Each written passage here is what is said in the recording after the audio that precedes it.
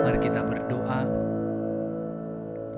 Bapa yang baik, kami sungguh bersyukur bahwa di minggu ini kami bersama-sama bisa datang beribadah kepadamu. Ada banyak hal yang mengganggu ketenangan jiwa kami, mengganggu pikiran kami. Mungkin ada banyak yang datang hari ini dengan berbagai persoalan kehidupannya.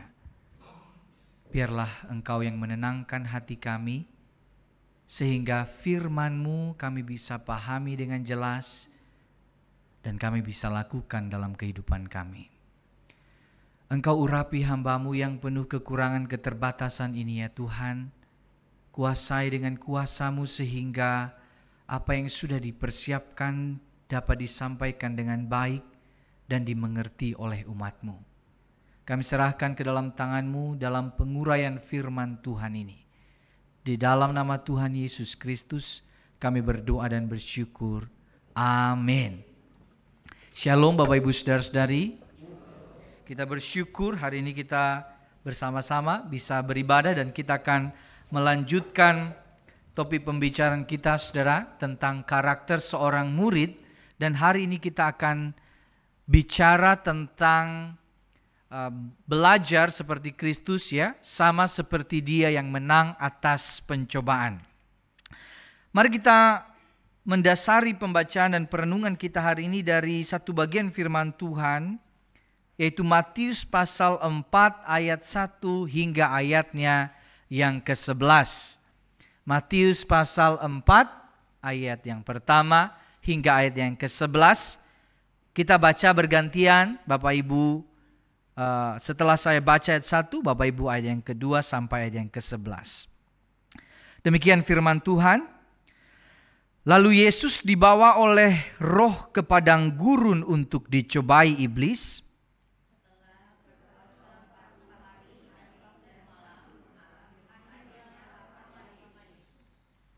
Datanglah si pencoba dan berkata kepadanya, "Jika engkau anak Allah, perintahkanlah supaya batu-batu ini menjadi roti."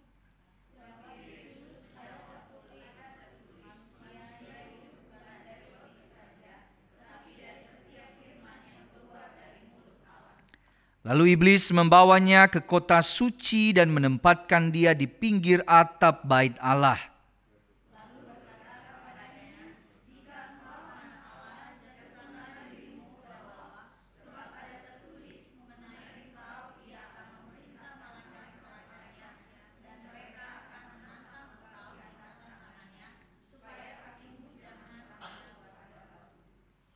Yesus berkata kepadanya, "Ada pula tertulis, janganlah engkau mencobai Tuhan Allahmu."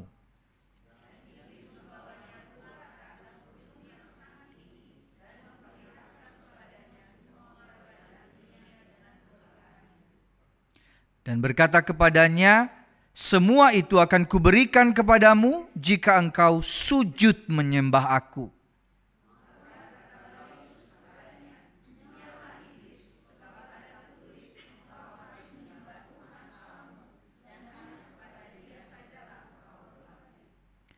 Iblis lalu meninggalkan dia, dan lihatlah malaikat-malaikat datang melayani Yesus. Saudara-saudara, apa yang Bapak Ibu pikirkan tentang iblis, roh jahat, kuasa kegelapan? Kira-kira menurut pandangan Bapak Ibu, iblis, roh jahat, kuasa kegelapan itu ada atau tidak ada? Siapa yang berpandangan tidak ada, Pak Yunus? Ada?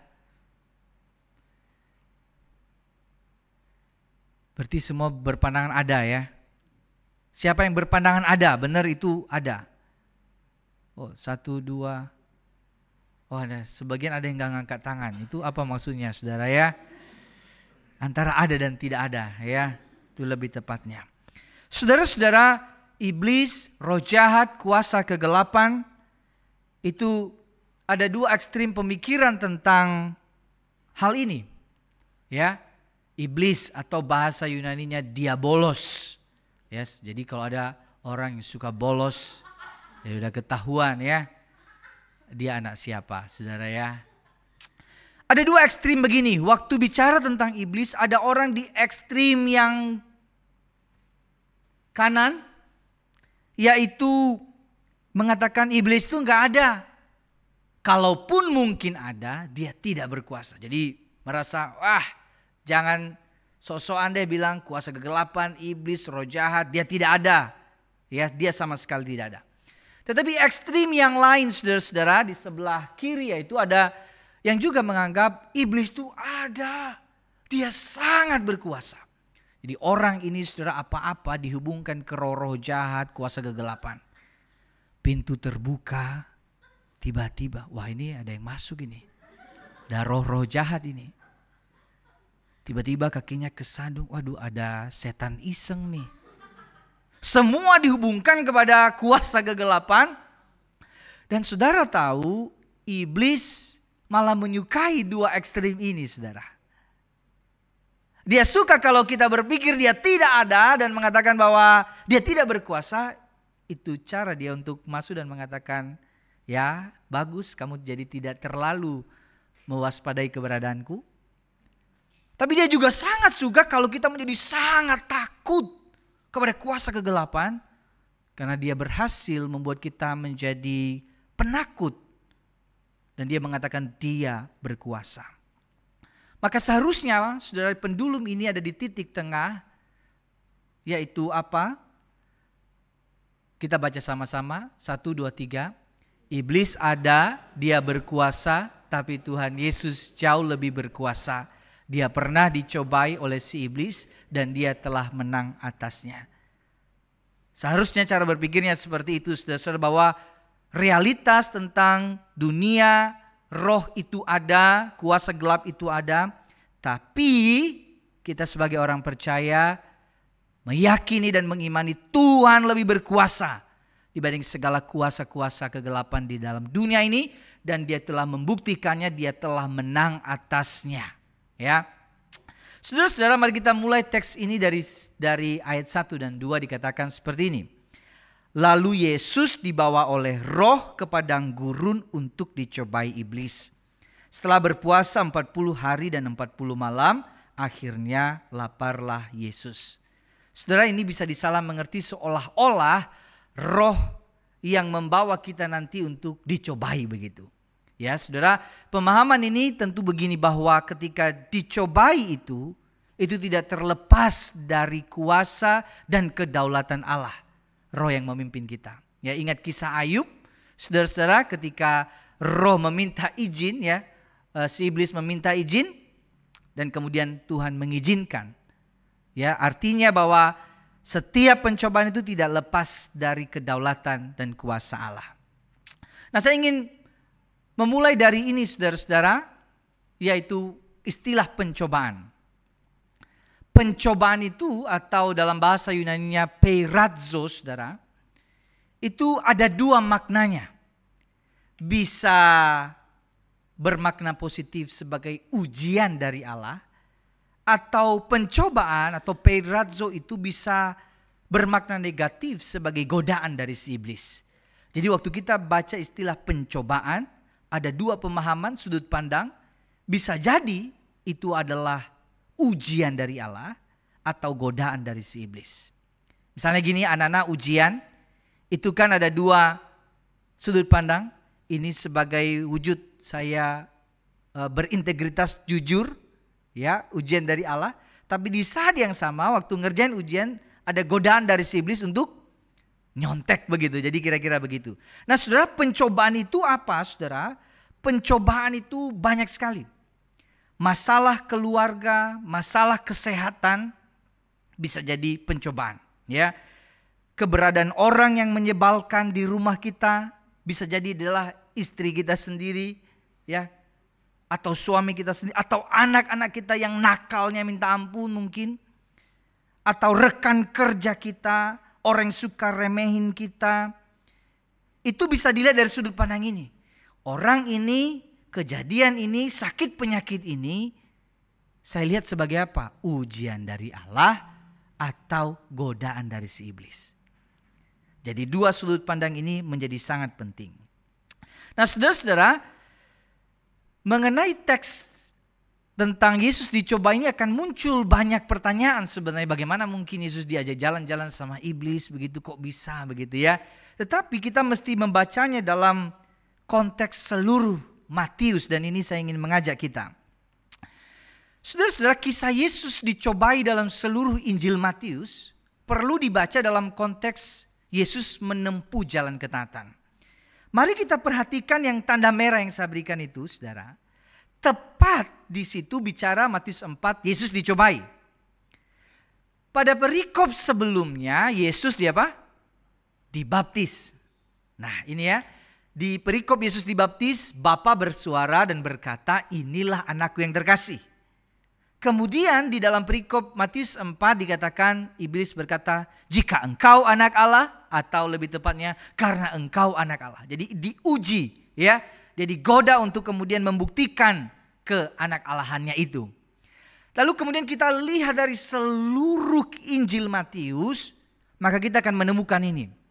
Yesus lahir, ya, itu di Matius 1, Yesus dibaptis, Yesus dicobai, lalu kemudian pasalnya panjang, Yesus melayani secara publik, lalu kemudian Yesus disalibkan dan Yesus mati, kemudian Yesus bangkit, dan kemudian Yesus ya menyampaikan amanat agungnya kepada murid-murid. Jadi ini penting sekali. Waktu kita bicara tentang Yesus dicobai, harus ditempatkan di dalam perjalanan ini. Yesus dicobai dan ketika dia sedang menempuh jalan ketaatan itu. Lalu yang kedua saudara-saudara, yaitu ini. Yesus dicobai ini perlu dibaca dalam kisah keseluruhan Alkitab. Ya, next ya. Dalam keseluruhan Alkitab, saudara-saudara. Kisah Yesus dicobai di padang gurun tadi, kalau kita mundur ke belakang kisahnya, kita akan bertemu dengan dua kisah ini. Karena kisah Yesus di padang gurun ini erat kaitannya dengan keberadaan Israel di padang gurun. Israel di padang gurun, Yesus dicobai di padang gurun. Israel dicobai di padang gurun 40 tahun, Yesus dicobai 40 hari. Ini erat kaitannya. Lalu kemudian kita urut ke belakang lagi, ini bicara tentang Adam dan Hawa dicobai di awal ya, di Kejadian 3. Apa yang menarik bahwa kisah Yesus dicobai di padang gurun ini menjadi penggenapan bahwa Adam pertama gagal waktu dia dicobai. Israel yang disebut sebagai anak Allah gagal ketika mereka dicobai, mereka tidak taat. Tetapi Yesus, Adam kedua itu dan anak Allah sejati menang atas pencobaan. Sehingga ini perlu dilihat dari dua hal itu. Nah apa yang iblis lakukan saudara-saudara? Dia ingin supaya Yesus juga gagal. Yesus juga tidak taat. Yesus mengambil jalan-jalan yang bukan jalan ketaatan. Nah ini saudara-saudara, iblis akan berusaha menggoda kita supaya kita tidak menempuh jalan ketaatan, sebaliknya mengikuti 3 jalan yang ditawarkannya. Dan ini 3 jalan itu. Pertama saudara, jalan taat versus jalan lain. Ya. Di ayat 3 dan 4 dikatakan begini, datang si pencoba dan bilang, karena engkau anak Allah, perintahkan supaya batu-batu ini menjadi roti. Lalu Yesus berkata, ada tertulis manusia hidup bukan dari roti tetapi dari setiap firman yang keluar dari mulut Allah. Iblis datang di saat yang paling tepat, Yesus sedang lapar.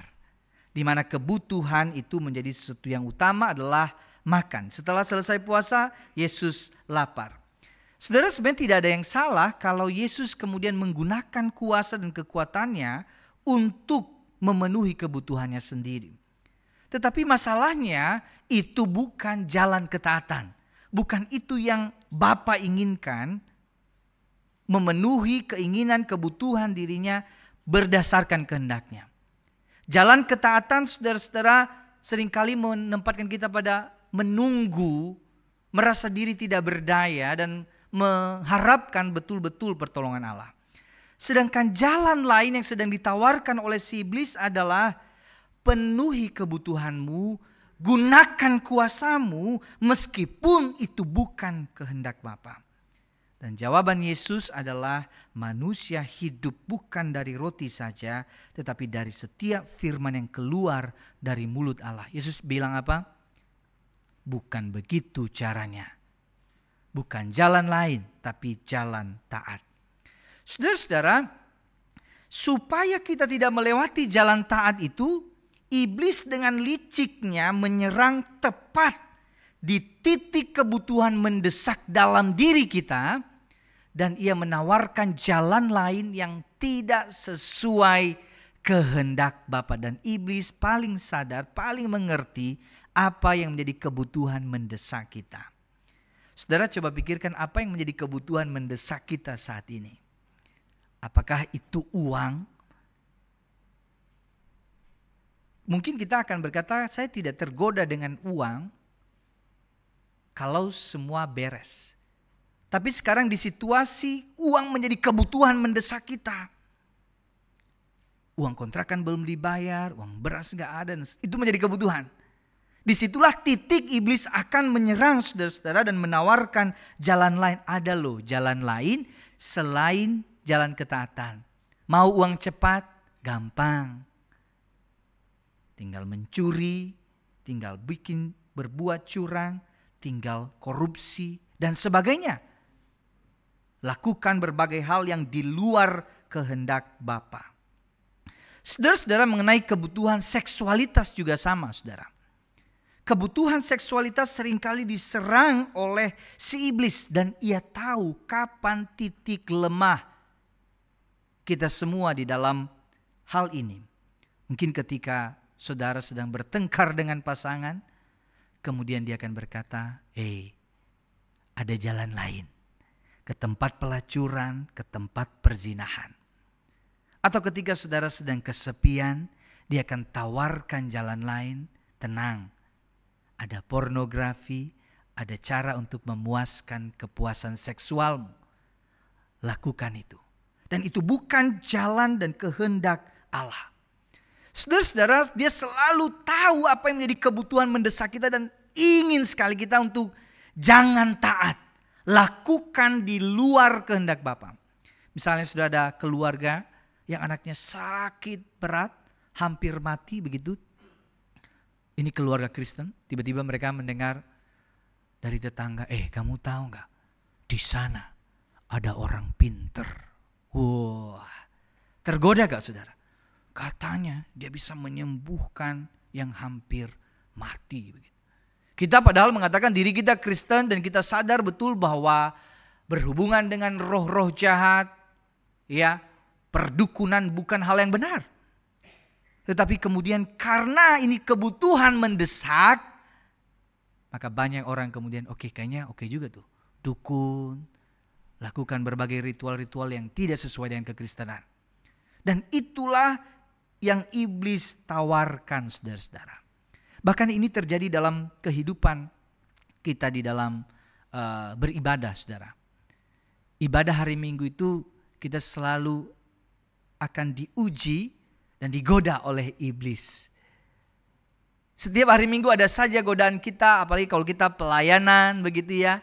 Siapa yang di sini tadi datang ke gereja lagi bermasalah di rumah? Ada gak kira-kira? Tapi memang realitasnya seperti itu, ketika kita mau mendekat kepada Tuhan, godaan si iblis itu kan selalu ada. Kacaukan perasaan kita, bikin kacau hati kita gitu sehingga saya tidak ada damai sejahtera untuk beribadah. Dan hati-hati juga saudara-saudara, iblis bisa juga membuat kita kemudian tidak sungguh-sungguh melihat hari Minggu sebagai hari Sabat. Karena ada kebutuhan mendesak misalnya. Saya butuh uang dan saya tidak perlu ibadah, saya harus kerja. Lalu saya tinggalkan ibadah, saya kompromi dengan hal itu. Atau kemudian saya tinggalkan ibadah karena saya ingin bertamasya begitu. Atau saya tinggalkan ibadah karena saya lagi malas, dan pas lagi malas-malasnya ibadah tiba-tiba teman telepon. Yuk ke mall yuk. Wah, jangan-jangan suara Tuhan nih, saya lagi lelah, ada teman cari saya supaya jalan-jalan. Saudara, hati-hati sekali bahwa iblis selalu menawarkan jalan lain, bukan jalan ketaatan. Yang kedua yang iblis tawarkan adalah bukan jalan taat tetapi jalan lancar. Dan ini sesuatu yang kita sukai, jalan lancar. Di ayat 5-7 saudara dikatakan begini. Iblis membawa Yesus ke kota suci, ditempatkan di pinggir atap bait Allah. Lalu dikatakan, jika engkau anak Allah, jatuhkan dirimu ke bawah. Lalu si iblis ini kutip firman Allah. Ada tertulis, dan ini dia kutip Mazmur 91. Saudara-saudara, ini sesuatu yang penting sekali karena ketika godaan pertama Yesus melandaskan percakapan itu dengan firman, kemudian si iblis juga kutip firman. Ya, jadi iblis ini saudara juga tahu firman, ya, bahkan dia lebih tahu dari kita, ya. Jadi kalau kita tidak sungguh-sungguh belajar firman Tuhan, maka kita bisa kemudian ditipu oleh si iblis. Perhatikan situasinya saudara ya.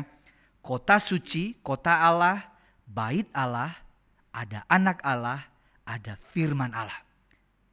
Semua Allah. Dan dia berkata, nanti jatuhkan dirimu, ada malaikat Allah.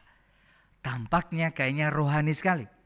Di tempat yang seolah-olah rohani, ya, iblis ingin menguji Yesus. Tetapi saudara-saudara, Yesus tahu bahwa ini adalah sebuah godaan dari si jahat ini untuk menguji dia, untuk mencobai Allah. Yesus mengoreksi kutipan itu. Mazmur 91 saudara digunakan oleh si iblis tidak sesuai konteksnya. Ya. Jadi dia mengatakan bahwa kalau nanti jatuhkan diri akan ada malaikat. Padahal itu kan bicara tentang perlindungan Allah dalam wabah dan serangan musuh. Dan bukan mencobai Allah karena kemauan diri sendiri. Ya, padahal apa yang iblis bilang? Tinggal loncat. Kalau tinggal loncat, ini kan kota Allah, bait Allah, ada anak Allah lagi. Semua orang lihat dan ini menarik perhatian banyak orang, dan kamu pasti akan dikenal dengan cara yang spektakuler seperti ini. Maka supaya kita tidak melewati jalan taat, iblis dengan liciknya menyuruh kita melewati jalan lancar dengan alasan yang tampak rohani, padahal tidak sesuai dengan kehendaknya. Saya berikan beberapa contoh, misalnya begini. Allah penuh kasih, itu benar ya saudara? Allah penuh kasih, enggak apa-apa. Sesekali berbuat dosa, dia pasti ampuni dan keselamatanmu tidak akan hilang. Ada benarnya kan di kalimat? Ada ya. Allah penuh kasih, keselamatan gak hilang, dia pasti ampuni. Tapi pas digabung, wah, ada yang salah nih. Seolah-olah rohani, jadi saya boleh berbuat dosa karena saya tahu keselamatan tidak bisa hilang. Misalnya begini, Allah pasti melindungi, kemudian waktu terjadi gempa, kita di dalam rumah saja, Allah pasti melindungi. Goncangnya makin keras, keluar ma, keluar. Tenang, Allah yang kupercaya adalah Allah yang melindungiku. Nah saudara, seolah-olah benar, tampak rohani, Allah melindungi memang, tetapi dia berikan hikmat kepada kita juga supaya kita menjauhkan diri dari hal-hal seperti itu. Kan ini anak-anak sekolah mau ujian ya, misalnya. Jadi dia punya keyakinan Allah itu baik, Allah itu pemurah, Allah itu penuh kasih. Saya percaya dia akan memberikan nilai yang terbaik buat saya. Dia penuh kasih, memberikan nilai yang 100 buat saya. Tapi enggak belajar. Saudara-saudara, rohani tapi tidak benar, dan itu yang disukai oleh iblis. Mengutip-ngutip ayat Alkitab dan dilepaskan dari konteksnya. Maka mari kita sama-sama terus memikirkan hal ini saudara. Orang yang menggunakan ayat Alkitab ketika bicara belum tentu Alkitabiah, belum tentu benar. Karena iblis saja ngutip ayat kok. Ya, jadi saudara-saudara, orang yang pakai ayat belum tentu jadi orang yang lebih benar begitu ya. Yang iblis suka adalah begini. Dia pengen saudara kita itu menertawakan dosa, bukan meratapi dosa. Dia itu paling senang kalau kita terbiasa sama dosa itu dan tidak ada gelisah dalam hati kita. Wah, ini salah nih, ini salah. Nah, itu yang iblis lakukan. Ya, dia akan memperlihatkan kepada kita, ini loh, jalan lancar, tinggal loncat saja. Tapi itu bukan kehendak Bapa. Yang ketiga, saudara-saudara, yang dia tawarkan adalah jalan pintas. Ya. Perhatikan di ayat 8 sampai 11, saudara-saudara. Yesus dibawa ke gunung yang tinggi, kemudian iblis berkata, semua itu akan kuberikan kepadamu jika engkau sujud menyembah aku. Ya, Yesus diperlihatkan kerajaan dunia. Ya, kita tahu bahwa iblis tidak punya kuasa, Yesus lebih berkuasa, kita sadar. Tetapi dalam bagian ini kita tahu bahwa iblis punya kuasa dalam arti negatif, punya kerajaan dalam arti negatif. Dia penguasa dunia secara negatif itu, saudara-saudara. Dan dia mengatakan kepada Yesus, Yesus mau jadi raja. Kan itu di dalam Matius, kerajaan Yesus sangat ditekankan sekali. Kalau mau jadi raja, gampang caranya. Sujud menyembah aku. Apa yang iblis katakan?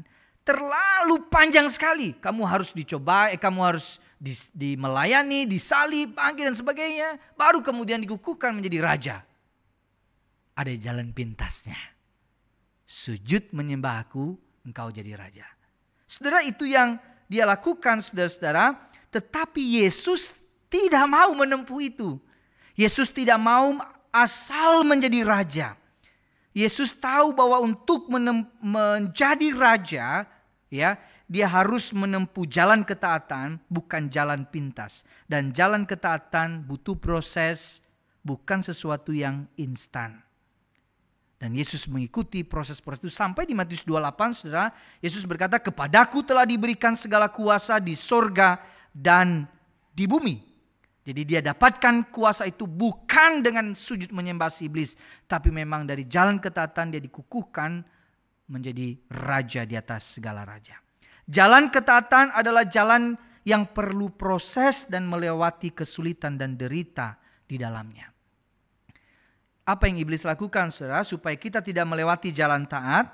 Iblis dengan liciknya menawarkan jalan pintas yang mudah, yang tidak harus melalui proses panjang dan sulit seperti yang dikehendaki oleh Bapa. Dan ini kan yang diajarkan oleh dunia saat ini, saudara. Mau dapat uang cepat? Gimana caranya? Lebih mudah sekali. Judi online. Ya,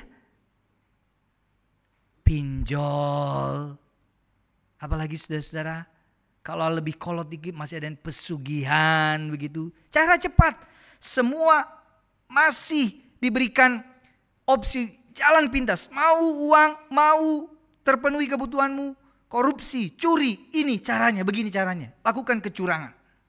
Ya, tapi ingatkan dirimu bahwa semua itu ada prosesnya. Ada harga yang harus dibayar. Kalau nyontek itu jalan pintas, belajar itu jalan taat. Saudara-saudara, kalau Yesus menggunakan cara yang seharusnya, maka ia harus menderita dan mati di salib. Baru kemudian orang-orang benar-benar percaya bahwa dia adalah Tuhan dan dia telah menggenapi misi Allah. Tetapi cara setan gampang kan? Enggak perlu mesti disalib, ngapain menderita sih? Langsung sujud kepadaku, kamu bisa jadi raja. Tetapi salib mengajarkan kepada kita bahwa jalan ketaatan butuh proses, saudara.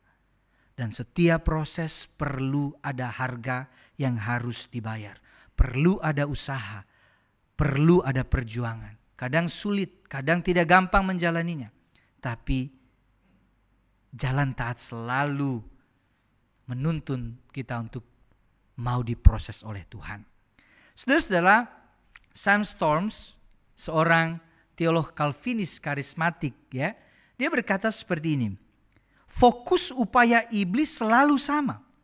Menipu kita agar percaya bahwa kenikmatan dosa yang ditawarkan lebih memuaskan daripada ketaatan. Dari dulu selalu dia akan bawa kita. Ini jalan taat? No. ada yang lebih memuaskan, ada dosa yang lebih indah daripada taat. Dan dia akan selalu mengarahkan kita, jangan taat, jangan lakukan hal yang baik, jangan lakukan sesuai firman Allah. Lakukan di luar firman Allah. Oleh karena itu saudara, saya memberi kesimpulan seperti kita baca sama-sama. 1, 2, 3. Saat menempuh jalan ketaatan, iblis tidak akan tinggal diam. Ia akan berupaya menggoda dan menawarkan jalan yang tidak sesuai dengan kehendak Bapa. Kunci agar menang dari godaannya ialah bergantung penuh pada Bapa. Dan itu yang Yesus lakukan. Ketika iblis menggoda, iblis mencobainya, tapi Yesus sadar dia sedang mengerjakan misi Allah. Dan dia bergantung berserah penuh kepada Bapa. Sehingga dia tetap melewati, menempuh jalan itu. Kuncinya bergantung penuh pada Bapa. Saudara-saudara, kita ini mesti sadar tidak ada di antara kita yang benar-benar hebat, bisa melawan godaan, ya, harta, tahta, wanita, pria, permata, cinta dan lain-lain, saudara-saudara. Tidak ada yang bisa mengatakan bahwa saya bisa. Kenapa? Karena saudara tahu, ingatkan dirimu, manusia pertama yang hidup penuh dengan kelimpahan di taman Eden waktu itu dicobai dan ia jatuh. Ingatkan dirimu saudara bahwa orang paling beriman disebut Bapa beriman, Abraham Bapa beriman juga pernah jatuh. Ingatkan dirimu saudara bahwa orang yang paling dekat dengan Allah, Raja Daud, dicobai dan jatuh. Ingatkan diri kita saudara-saudara bahwa orang yang paling kuat, Simpson, dicobai dan jatuh. Ingatkan dirimu, orang paling berhikmat, Salomo, dicobai dan jatuh. Siapa kita saudara? Lebih hebat dari mereka? Sama sekali tidak. Maka ketika kita bicara tentang godaan si iblis, ujian itu, sama sekali yang paling penting bukan mengandalkan kekuatan diri kita, tapi bergantung penuh pada Bapa. Karena di situ kuncinya, dengan mengandalkan kuasa Allah. Maka saudara, ada 5 hal, perhatikan baik-baik, ini penting sekali. 5 hal yang harus dilakukan agar menang atas godaan. Ya, sebenarnya ada 20 saudara. Tapi saya kasih 5 karena yang 15-nya saya juga belum temukan. Jadi yang saya temukan yang 5 ini, sudah dengarkan ya. Bagaimana cara kita saudara menghadapi godaan setiap hari dalam hidup kita ini? Pertama, sadari dan akui kelemahan diri sehingga tidak ada ruang bagi keangkuhan. Sebaliknya penyerahan diri. Akui selalu, saya lemah Tuhan. Saya mudah sekali marah, saya mudah sekali emosi. Saya tahu itu menjadi cobaan buat saya. Mudah sekali saya pikiran negatif, mudah sekali saya berasumsi negatif. Mudah sekali saya emosi kalau melihat hal yang tidak berjalan dengan baik. Mengakui kelemahan diri itu penting sekali. Sehingga kalau kita sadar aku lemah, aku orang berdosa, aku gagal, aku jatuh, aku selalu berserah kepada Allah. Kalau saudara lemah dalam hal keuangan, sadari itu saudara bahwa oh iya, kalau bicara uang saya, kenapa saya tamak sekali ya? Saya perlu akui itu sehingga orang bisa ingatkan kita soal uang. Kalau kita tidak bisa mengendalikan hawa nafsu kita perlu akui itu sama Tuhan dan katakan, Tuhan, kayaknya kenapa bicara soal nafsu saya sulit sekali mengontrolnya, dan saya mesti akui itu sehingga pengakuan itu mendorong kita untuk selalu berserah kepada Allah. Yang kedua saudara, baca sama-sama 1, 2, 3. Kendalikan pikiran karena si iblis seringkali mulai menabur benih-benih godaan di dalam pikiran. Pikiran. Asumsi negatif sama seseorang mulai dari pikiran. Overthinking itu di pikiran. Khawatir berlebihan, pikiran. Ragu sama Tuhan, pikiran. Pikiran kotor itu ada di pikiran, saudara. Melakukan kejahatan mulai dari pikiran. Awalnya tidak apa-apa, tapi kemudian masuk ke pikiran. Kok enak ya uang instannya? Kok enak ya melakukan kecurangannya? Kok laki-laki itu ganteng ya? Padahal dia sudah beristri. Kok wanita itu cantik ya? Padahal dia sudah beristri, bersuami. Nah, saudara, kendalikan pikiran, karena pikiran itu seringkali iblis mulai menabur benih-benih godaan itu di mana? Di pikiran. Maka jangan biarkan pikiranmu disesatkan oleh si iblis yang harusnya jalan taat, dia berusaha untuk belokkan. Bukan jalan taat, bukan pikiran taat, pikiran lain, pikiran pintas, pikiran lancar seperti ini, bukan seperti itu. Dan kita harus selalu berdialog dengan Allah, saudara. Kemarin saya ngobrol dengan Semuselo dan kita bicara tentang pikiran-pikiran itu, saudara.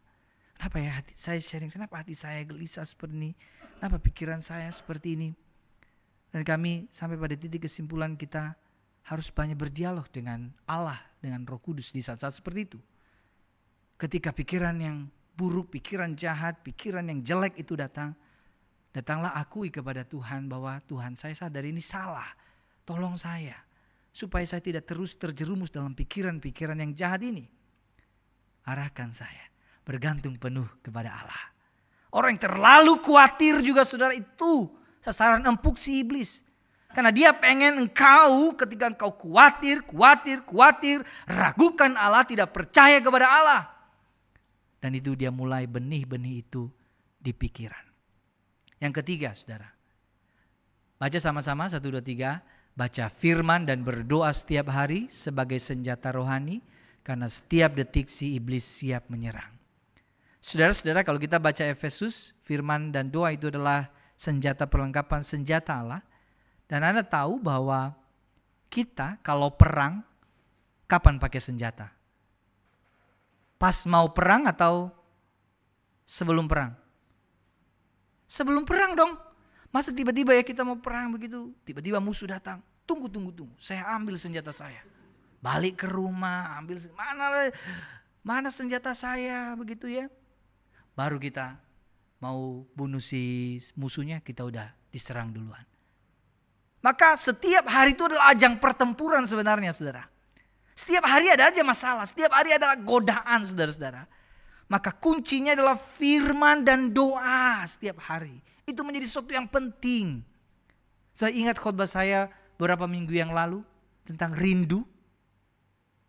Rindu firman. Renungkan, imani, tunduk pada firman. Itu kunci, saudara. Coba bedain ya. Satu hari ketika saudara tidak berdoa, tidak baca firman. Dan satu hari saudara sungguh-sungguh berdoa, saudara sungguh-sungguh baca firman. Apa yang terjadi? Akan ada banyak yang terjadi sih, saudara. Biasanya orang, kenapa ya gue baca firman, gue berdoa, ada aja ya yang uji, yang goda saya begitu, pengen marah gitu. Tapi percayalah, itulah cara kita, saudara. Ketika kita sungguh-sungguh belajar firman, berdoa setiap hari, kita tahu bahwa hari itu saya tidak tahu apa yang terjadi, tapi saya sudah siapkan diri. Dalam banyak hal, saat teduh saya di pagi hari seringkali menolong saya untuk melewati, menguasai emosi saya di sepanjang hari itu. Kadang saya kesel, kadang saya marah, kadang saya kecewa begitu. Tapi firman Allah yang sudah saya baca di pagi hari mengingatkan saya lagi. Nah, kita ini kan suka lupa, jadi mesti diingatkan hari lepas hari. Saudara, jangan tunggu di pertengahan pertempuran kita baru ambil senjata. Senjatanya di awal pakai dulu ya. Yang keempat, baca sama-sama 1, 2, 3. Latihan setiap hari melalui pertempuran yang dianggap kecil agar siap menghadapi pertempuran besar. Latihannya tiap hari dimulai dari rumah kita. Apa hal-hal yang membuat saudara kesel, marah banget di rumah? Itu medan dan arena pertempurannya. Terapkan ilmu dan jurus-jurus itu di situ, saudara-saudara. Ya, supaya apa? Supaya kita dilatih. Entah kapan nanti iblis menyerang dengan kekuatan yang lebih besar, tapi saya sudah siap. Ya, kalau ada orang menjengkelkan di tempat kerja Bapak Ibu, jadikanlah itu sebagai bahan latihan. Tuhan sengaja titipkan orang itu untuk melatih saudara-saudara. Kalau di rumah ada orang yang cerewet sekali, ada orang yang kayaknya saudaramu tidak sesuai dengan apa yang kau kehendaki, itu latihan imanmu. Bagaimana engkau menghadapi orang-orang semacam itu? Karena kalau kita berhasil pada godaan-godaan kecil, pertempuran kecil, niscaya pada pertempuran besar kita lebih siap. Amin, saudara. Yang kelima, saudara. 1, 2, 3. Bergabunglah dalam komunitas yang sehat, yang menegur saat jauh dan menghibur saat jatuh. Saudara-saudara, ini penting. Kita ini banyak komunitas. Tapi saya tidak tahu apakah kita ini sungguh-sungguh menjadi komunitas yang sehat. Ada rekan yang jauh, kita tegur gak? Ada rekan yang jatuh, kita hibur gak?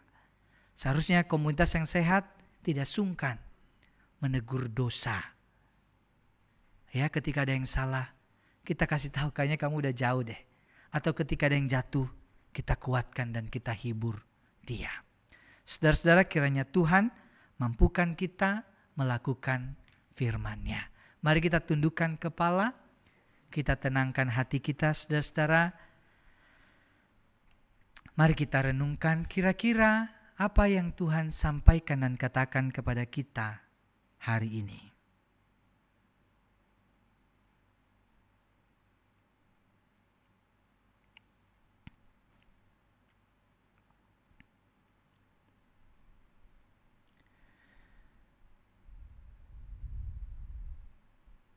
Bapa di sorga, kami sungguh bersyukur firman-Mu menolong kami untuk melihat berbagai pencobaan-pencobaan di dunia ini. Kami sadar bahwa si jahat tidak berhenti untuk menawarkan jalan di luar jalan ketaatan. Mampukan kami tidak sanggup dengan kekuatan diri kami. Kami butuh kuasa dan pertolongan dari-Mu. Mampukan jemaat-Mu dalam segala pencobaan yang mereka alami saat ini. Kuatkan dan sertai mereka sehingga mereka semua bisa menang atas segala godaan dan cobaan. Di dalam nama Tuhan Yesus kami berdoa dan bersyukur. Amin.